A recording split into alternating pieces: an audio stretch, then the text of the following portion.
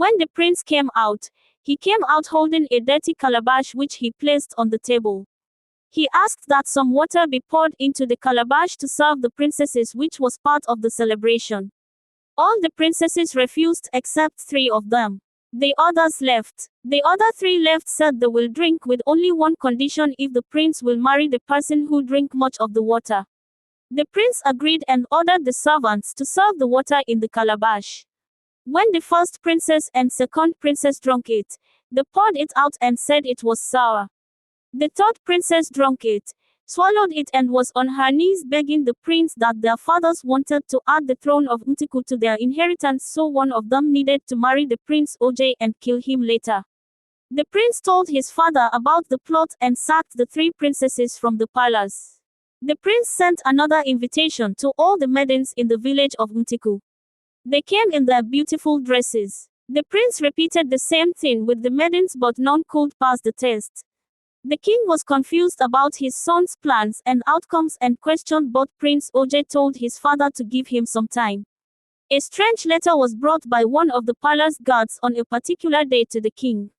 He asked who would have brought such a letter, and the guard answered, a young maiden. The king read the letter and looked worried. He gave it to the queen, who also read it. They summoned one of the elders to help look for the person who brought the letter. The prince read the letter, and it spoke about a plot by some group of people who wanted to overthrow the king and bring unending tragedies in the village. The writer told the king to be careful of his household because a spy was planted there. The prince decided to investigate. He called his friend Ojie to help him unravel this mysterious plot and unknown writer. He also asked the calabash about this. The calabash told the prince that the content of the letter was true and asked him to tell the king to summon all the servants in the palace and make them stand barefooted under the sun and recite some words. The servant who will stammer whilst reciting those words is the culprit.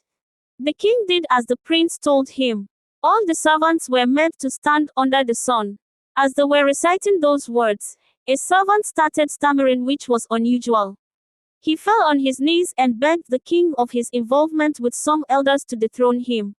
Those elders were arrested and jailed after they also confessed.